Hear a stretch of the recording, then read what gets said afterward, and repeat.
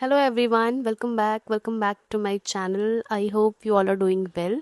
And if you are an aspirant for this upcoming CSIR Net Life Sciences, then ये video आप बिल्कुल भी miss नहीं कर सकते क्योंकि उसमें ऐसे ऐसे क्वेश्चंस सेल बायोलॉजी के मैंने इनकॉर्पोरेट किए हैं that is very very important for this particular attempt and all these questions are inspired from the previous attempt like 25, 24 and 23.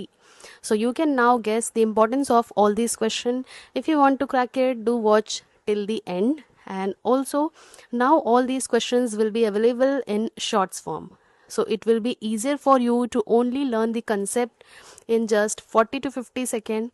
And also I will be providing you Instagram, like my Instagram profile. You can join it because I will be posting and I am currently posting so many premium content there in a very very easy manner, so you can join it to get access to all of them. And if you are a newbie, don't forget to hit the subscribe, and अगर आपको genuinely content useful लगता है so you can hit the like button. मैं और ज़्यादा आपका time नहीं लूँगी, ये क्वेश्चंस आपको बिल्कुल भी मिस नहीं करने हैं बिकॉज ये बहुत बहुत बहुत इंपॉर्टेंट है. सो फर्स्ट क्वेश्चन चलिए रीड करते हैं. Which phosphorylation event commits a mammalian cell irreversibly to S phase. ठीक है, इरिवर्सिबली बोला है एंड एस फेज बोला है. So read the options very carefully if you are having two similar kind of option like we are having in this question. In the option A we are having initial phosphorylation of Rb, and in the second also we are having hyperphosphorylation of Rb. It means जब भी contradictory sentences होते हैं तो वहाँ पे उनमें से एक का आंसर होने का चांस जो है वो थोड़ा सा बढ़ जाता है. ठीक है, यहाँ पे 50-50 हो गया क्योंकि यहाँ दिया है फॉस्फोराइलेशन ऑफ P53, यहाँ दिया है phosphorylation of CDC25. Now what is the answer? So see, ऐसा क्या इवेंट होता है, फॉस्फोराइलेशन होता है किस एलिमेंट में कि जो मैमिलियन सेल है वो इरिवर्सिबली एस फेज में शिफ्ट हो जाता है. ठीक है, so it is hyper phosphorylation of RB by whom, by cyclin E and CDK2 complex. ठीक है, तो ये क्या करता है, हाइपर फॉस्फोराइलेटेड RB जो है, ठीक है, completely releases E2F. You know that this is a complex at G1. जैसे ही ये फॉस्फोराइलेट होता है by whom, cyclin E and CDK2, तो इससे क्या होता है, it will do what? It will phosphorylate the RB and then it will release the E2F and then restriction point वहाँ पे क्रॉस हो गया. क्या हो जाता है हाइपर फॉस्फोराइलेशन से? हमने किससे हाइपर फॉस्फोराइलेशन देखा? Cyclin E CDK2. So it will definitively commits a mammalian cell to the S phase and this is irreversible step. It activates the RB protein, releasing the E2F transcription factor to drive the expression gene required for DNA replication. तो अब एक question अगर ऐसा आता है कि क्या phosphorylation event जो है वो एस फेज में ही आके रुक जाता है, पीछे नहीं जा सकता. सो it is hyper phosphorylation of RB. And कभी कभी अगर ये क्वेश्चन को ऐसे बोल दे कि hyper phosphorylation of RB which will lead to irreversibly S phase, who is responsible? So it is cyclin E and CDK2. तो यहाँ पे बच्चों मैंने आपको दो क्वेश्चंस दे दिए. नाउ चलते हैं नेक्स्ट क्वेश्चन में. During DNA damage P53 induces G1 arrest primarily by activating. ठीक है, P53 G1 अरेस्ट कैसे करता है? ये तो बहुत सिंपल क्वेश्चन है. By activating P21 protein which inhibit cyclin CDK complexes. So I hope आपको ये क्वेश्चन बहुत अच्छे से समझ में आया होगा. Now APC/C activation at metaphase anaphase transition directly results in degradation of. ठीक है, APC/C का एक्टिवेशन जब होता है मेटाफेज एनाफेज ट्रांजिशन में, सो क्या डिग्रेड हो जाता है? कोहेजिन डिग्रेड होता है, सेक्यूरिन, साइक्लिन D और RB. सो सेक्यूरिन डिग्रेड होता है. ठीक है, the answer is securin. Why securin? Securin degradation activate separase. ठीक है, तो मेटाफेज एनाफेज ट्रांजिशन जब हो रहा होता है तो APC/C क्या है? एनाफेज प्रमोटिंग कॉम्प्लेक्स साइक्लोसोम जो है is activated and immediately ubiquitinates securin. ठीक है, targeting it for rapid degradation. Ubiquitination हो गया, वहां पे सेक्यूरिन डिग्रेड हो जाएगा. सेक्यूरिन के डिग्रेड होने के बाद सेपरेज जो है वो एक्टिवेट हो जाएगा. सो ये जो डिस्ट्रक्शन होता है, डिस्ट्रक्शन यानी सेक्यूरिन डिग्रेड हुआ, उसका नेक्स्ट जो कास्केड में जो प्रोसेस था कि सेक्यूरिन डिग्रेड होते ही सैपरेज एक्टिवेट हो जाएगा, फ्री हो जाएगा। तो सैपरेज फिर क्या करेगा, कोहेजिन को क्लीव करेगा, जिससे कि सिस्टर क्रोमैटिड्स हमारी सेपरेट हो जाएंगी। समझ में आया? तो ये होता है मेटाफेज एनाफेज ट्रांजिशन पे। तो आई होप कि समझ में आ गई। यहाँ पे एक्सप्लेनेशन मैंने इसीलिए दिया है ताकि आपको समझ में आए कितने इवेंट्स हो रहे हैं। सेक्यूरिन डिग्रेड तो हो रहा है, लेकिन वो डिग्रेड होते होते भी सैपरेज को क्या कर रहा है, भाई अब तू अपना काम संभाल। और सैपरेज क्या कर रहा है, फिर वो एक्टिव होता है कि चलो अब मैं फॉर्म में आता हूँ। वो कोहेजिन को डिग्रेड करता है और कोहेजिन फिर क्या करता है, सिस्टर क्रोमैटिड्स को सेपरेट करता है। So see how all these events are coordinated. ठीक है, now next question, a mutation preventing CDC20 binding to APC by C will arrest cell in which phase? So it is metaphase. ऊपर वाला question अगर आपने समझा तो fourth question का answer आप इजीली दे सकते हैं। क्यों दे सकते हैं बच्चों? बिकॉज अगर म्यूटेशन हो गया है CDC20 बाइंडिंग में, तो ये जो है वो क्या होगा, APC by C cannot degrade securin. Securin degrade नहीं होगा तो क्या होगा? You know the answer, cell cycle cannot progress without sister chromatid separation. क्योंकि देखो बच्चों यहाँ पे कि जब सेक्यूरिन ही डिग्रेड नहीं हुआ है तो सैपरेज एक्टिवेट नहीं होगा, सैपरेज एक्टिवेट नहीं होगा तो ये कोहेजिन को क्लीव नहीं कर पाएगा। ठीक है, कोहेजिन क्लीव नहीं होगा तो सिस्टर क्रोमैटिड्स कैसे होंगे separate? So this is the answer. Now next one, nuclear localization signal are recognized by RAN-GTP, importin alpha beta, exportin dynein. So this question is very very very important because आप देख लीजिए B section उठा के, तो ये question इतने बार पूछा है और हर बार बच्चे इसे गलत करके आते हैं। सो importin अल्फा बीटा जो है वो मीडिएट करता है न्यूक्लियर ट्रांसपोर्ट। ठीक, Now next one, RAN-GTP concentration is highest in cytoplasm, nucleus, Golgi, ER. देखो ये वन लाइनर क्वेश्चंस जो होते हैं, these are very very dangerous. You don't know कि वो इतना फैक्चुअल, इतना टू बी वेरी ऑनेस्ट, इतना प्रिसाइजली, इतना स्पेसिफिक नॉलेज आपका टेस्ट करता है। RAN-GTP concentration is highest in, आपके माइंड में आएगा क्या कि ऐसा कुछ क्वेश्चन भी पूछा जा सकता है? बट येस, दिस में ask by the CSIR examiners. ठीक है, RAN-GTP का कंसंट्रेशन सबसे ज़्यादा जो हाईएस्ट रहता है वो न्यूक्लियस में रहता है। ठीक है, RCC1 maintains the RAN-GTP inside the nucleus. मैंने ये भी बता दिया कि कौन मेंटेन करता है RAN-GTP को। अब यहाँ पे कल मैंने एक शॉर्ट्स अपलोड किया था अपने इंस्टाग्राम में, अगर मेरे पेज को फॉलो करते हो तो इससे रिलेटेड एक और क्वेश्चन मिल जाएगा। So I highly request you to do join me on every social platform so that you can gain more in life sciences. ठीक है, now next one is which RAB GTPase primarily regulate ER to Golgi transport, यानी ER से Golgi में कौन सा RAB GTPase जो है वो काम करता है? This is also again specific question, आपको पता है तो आंसर करोगे, नहीं पता है तो गेस मत मारना। RAB 5, 1, 7, 11, so it is RAB 1। ठीक है, RAB 1 controls ER Golgi vesicle trafficking, right. COP2 coated vesicle bud from. See, जब भी आपको स्पेसिफिक क्वेश्चन पूछा जाए एंड आपको उसका आंसर ना पता हो, don't take risk in CSIR। मैंने कल अभी एक वीडियो डाला था, ठीक है, that how you can crack GRF in the last 15 days.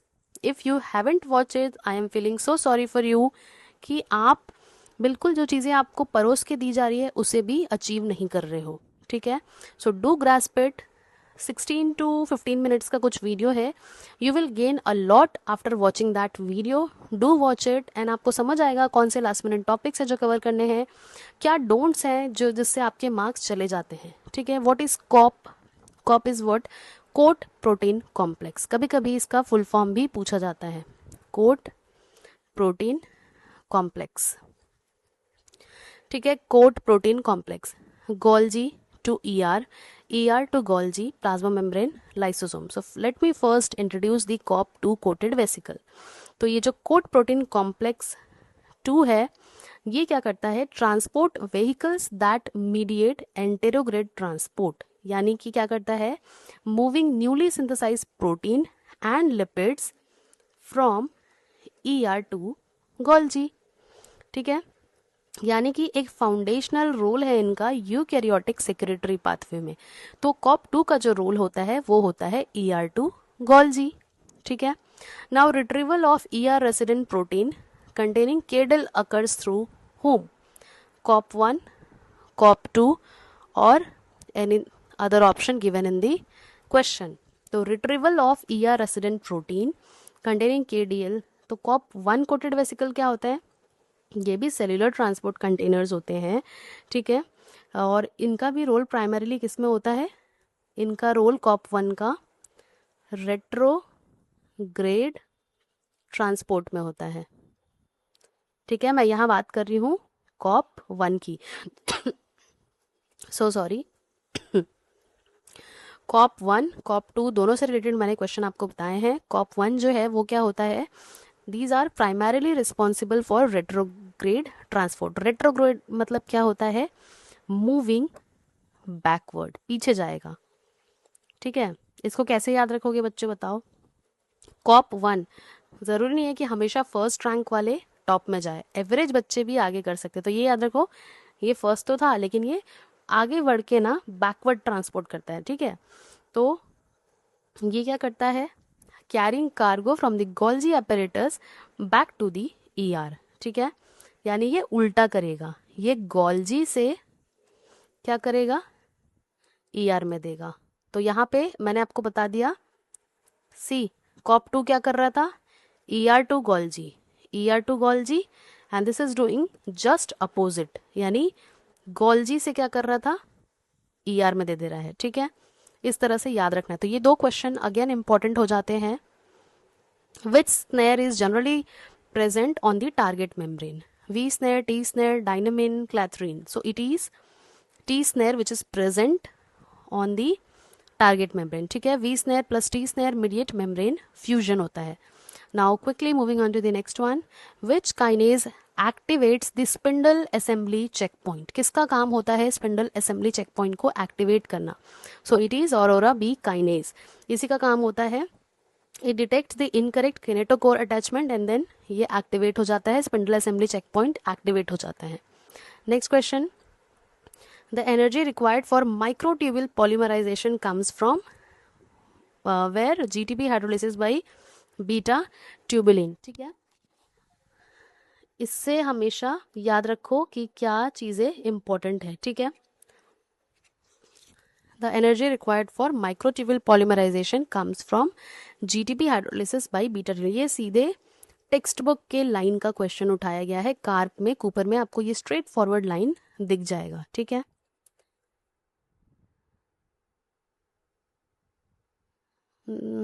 13th question, dynamic instability of microtubule is primarily caused by ATP depletion, loss of GTP cap, dynein activity, myosin contraction. So जो dynamic instability होती है microtubules में, उसका main कारण क्या होता है? Main reason क्या होता है? सो इसका मेन रीजन जो होता है वो लॉस ऑफ GTP कैप। ठीक है, GTP कैप क्या करता है? कैटास्ट्रॉफी को बुलावा देता है, यानी GTP नहीं रहेगा तो बहुत सारा इंस्टेबिलिटी माइक्रोट्यूब्यूल में देखने को मिलेगा। Which protein nucleates actin filament in lamellipodia? Again a factual question, ये सारे बी सेक्शन के क्वेश्चन है, सारे के सारे बी सेक्शन में आने वाले क्वेश्चन है। तो कौन सा प्रोटीन है जो एक्टिन फिलामेंट को न्यूक्लिएट करता है? So it is this one, ARP2/3 complex. Activation of caspase 9 occurs through formation of the disc, apoptosome, inflammasome, proteasome. So it is apoptosome। ठीक है, एक्टिवेशन ऑफ कैस्पेज 9 कैसे होता है? एपोप्टोसोम के थ्रू होता है। Cytochrome C plus APF1 activate caspase 9। तो ये अगेन माइटोकॉन्ड्रिया अपोप्टोसिस से रिलेटेड क्वेश्चन था। Release of cytochrome C is regulated by whom? Bax protein, caspase 8, cyclin B, RAS। तो Bax form pore in mitochondrial membrane and it is responsible for the release of cytochrome C. Now which lysosomal protein protects the membrane from self digestion? कैसे ये बचता है? It is a LAMP protein। ठीक है, जितने भी आपके questions हैं ये वो सारे आपके आ सकते हैं किस में?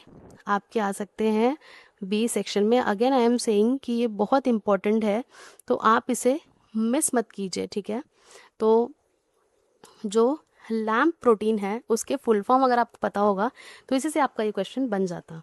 सो लैम्प का फुल फॉर्म होता है लाइसोसोम एसोसिएटेड मेम्ब्रेन प्रोटीन। तो क्वेश्चन में पूछा है which lysosomal protein protects the membrane from self digestion, तो इट इज लैम्प प्रोटीन। यानी कि लाइसोसोम में जो प्रोटीन अटैच रहता है वो है, these are a family of heavily glycosylated trans membrane protein होते हैं जो क्या करते हैं लाइसोसोम के मेम्ब्रेन में लाइनिंग करते हैं, ठीक है, प्रेजेंट रहते हैं। They act as a protective shield for lysosome preventing the harsh digestive acidic environment जो रिस्पॉन्सिबल होता है लाइसोसोम में हाइड्रोलिटिक एंजाइम्स वगैरह जो प्रेजेंट होते हैं उनसे खुद ही का सेल डिस्ट्रॉय ना हो जाए, उससे ये प्रोटेक्ट करते हैं, ठीक है। Now next one, manno 6 phosphate function as what. Mannose का नाम देखते ही मैनो 6 फॉस्फेट समझ जाओ कि लाइसोसोमल टारगेटिंग सिग्नल है। Now peroxisomal matrix protein are imported by importance PAX5, COP1, COP2. So it is PAX5 receptor जो peroxisomal matrix protein are imported by this particular receptor. Which statement about autophagy is correct? mTOR activates autophagy, AMPK inhibits, starvation inhibits this one, and like अगर आपको specifically autophagy के बारे में पता होगा so you know that starvation जो है वो इनहिबिट करता है mTOR को एंड इंड्यूसेस ऑटोफेजी, ठीक है। इसीलिए बोलते हैं कि खाली पेट रहने से ये स्टडीज़ में शो हुआ है कि ऑटोफेजी जो है वो थोड़ा सा बढ़ जाता है। इसका मतलब ये नहीं है कि आज से ही भूखे बैठ जाओ, ठीक है। So nutrient starvation inhibits particularly this pathway and then activate ULK1 and autophagy. Now this last question of the session, a temperature sensitive mutation in the APC gene prevents beta catenin degradation. Which pathway becomes constitutively active? यहाँ पे temperature sensitive mutation हो गया है APC gene में जिसकी वजह से क्या हो रहा है बीटा कैटेनिन डिग्रेडेशन नहीं हो रहा है। सो विच पाथवे बिकम कॉन्स्टिट्यूटिवली एक्टिव, कौन सा पाथवे लगातार चले जा रहा है? So it is went beta catenin pathway. APC is a part of beta catenin destruction complex. Loss of APC क्या होगा, बीटा कैटेनिन एक्यूमुलेट होता जाएगा कंटिन्यूसली, क्या हो जाएगा वेंट सिग्नलिंग चलता रहेगा, ठीक है। So I hope you like it, subscribe करना मत भूलना, and if you like the video don't forget to share with your friends and also suggest me some topic to make the video. Thank you so much for watching.